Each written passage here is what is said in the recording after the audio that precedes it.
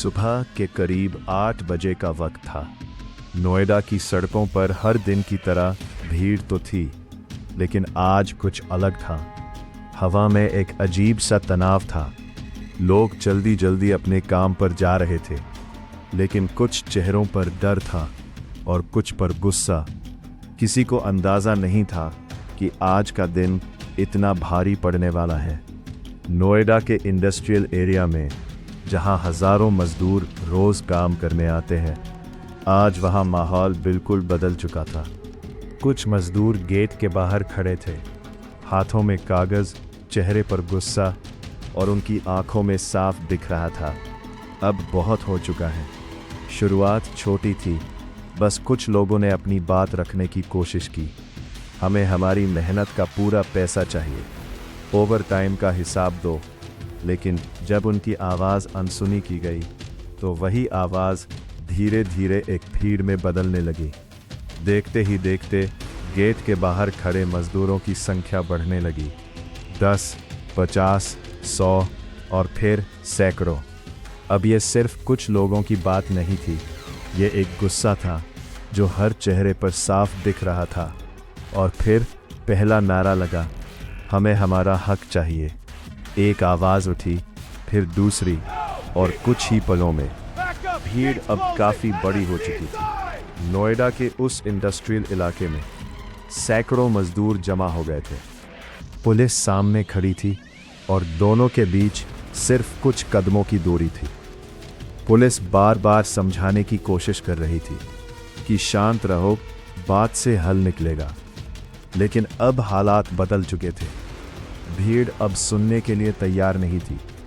तभी भीड़ के बीच से एक आवाज़ उठी, बस बहुत हो गया, अब और नहीं सहेंगे। और उसी पल एक पत्थर हवा में उछला। वो पत्थर सीधा पुलिस की ढाल से टकराया, और बस यही वो पल था जिसने सब कुछ बदल दिया। एक पत्थर के बाद दूसरा, फिर तीसरा। देखते ही देखते चारों तरफ पत्थर चलने लगे। लोगों का गुस्सा अब काबू से बाहर हो चुका था। पुलिस ने पहले खुद को बचाने की कोशिश की, लेकिन जब हालात बिगड़ने लगे तो उन्होंने भी सख्ती दिखानी शुरू कर दी। भीड़ को पीछे हटाने की कोशिश हुई। लोग भागने लगे, कुछ गिर गए, कुछ घायल हो गए। चारों तरफ अफरा तफरी मच गई, और इसी अफरा तफरी के बीच किसी ने एक गाड़ी में आग लगा दी। कुछ ही मिनटों में आग की लपटें तेज हो गईं। अब ये सिर्फ एक विरोध नहीं था, ये एक बेकाबू हालात बन चुका। हालात अब पूरी तरह बिगड़ चुके थे। नोएडा का वो इलाका जहां कुछ देर पहले तक सिर्फ आवाज़ें उठ रही थीं, अब चीखों से गूंज रहा था। भीड़ अब किसी की सुनने को तैयार नहीं थी। हर तरफ भगदड़ थी। लोग इधर उधर भाग रहे थे। कुछ मजदूर गुस्से में चीज़ें तोड़ रहे थे। कांच टूटने की आवाज़ें, चिल्लाने की आवाज़ें, पूरा माहौल डरावना हो चुका था। पुलिस बार बार भीड़ को रोकने की कोशिश कर रही थी, लेकिन भीड़ अब नियंत्रण से बाहर थी। पत्थरबाजी लगातार जारी थी। कई पुलिसकर्मी घायल हो गए, कई मजदूर भी चोटिल हुए, लेकिन उस वक्त किसी को अपनी चोट की परवाह नहीं थी। हर किसी के अंदर सिर्फ एक ही चीज़ थी, गुस्सा। इसी गुस्से में कुछ लोगों ने पास खड़ी गाड़ियों को निशाना बनाना शुरू कर दिया। पहले शीशे तोड़े गए, फिर अचानक एक गाड़ी में आग लगा दी गई। कुछ ही पलों में आग ने दूसरी गाड़ियों को भी अपनी चपेट में ले लिया। काले धुएं का गुबार आसमान में उठने लगा। अब पूरा इलाका आग और धुएं से भर चुका था। लोग डर के मारे भाग रहे थे। कुछ लोग वीडियो बना रहे थे, और कुछ लोग बस खामोशी से ये सब देख रहे थे। हर तरफ आग थी, धुआं था, और डर का माहौल था। लेकिन इस सब के पीछे एक ऐसी सच्चाई थी जो कैमरे में कैद नहीं होती। नोएडा के उन मजदूरों की जिंदगी, जिनकी आवाज़ आज सड़कों पर गूंज रही थी। असल में ये कहानी सिर्फ आज की नहीं थी, ये कहानी थी कई महीनों की, कई सालों की, जहां हर दिन एक मजदूर सुबह घर से निकलता था ये सोचकर कि आज कुछ बेहतर होगा, लेकिन हर शाम वो काली हाथ ही लौटता था। किसी की सैलरी समय पर नहीं आती थी, किसी को पूरा पैसा नहीं मिलता था, ओवर टाइम कराया जाता था लेकिन उसका हिसाब नहीं दिया जाता था। और सबसे बड़ी बात, जब भी कोई अपनी बात रखने की कोशिश करता तो उसकी आवाज़ दबा दी जाती थी। धीरे धीरे ये सब उनके अंदर जमा होता गया, एक दर्द, एक गुस्सा, एक बेबसी जो किसी को दिखती नहीं थी। सोचिए, एक पिता जो दिन रात मेहनत करता है लेकिन जब उसका बच्चा उससे कुछ मांगता है तो उसके पास देने के लिए कुछ नहीं होता। एक माँ जो घर चलाने की कोशिश करती है लेकिन हर दिन खर्च और आमदनी के बीच लड़ाई होती है। ये सिर्फ पैसे की बात नहीं थी, ये इज्जत की बात थी, ये उस मेहनत की कीमत। हालात अब हाथ से निकल चुके थे। नोएडा का वो इलाका जहां कुछ घंटों पहले तक लोग काम कर रहे थे, अब पुलिस और भीड़ के बीच जंग का मैदान बन चुका था।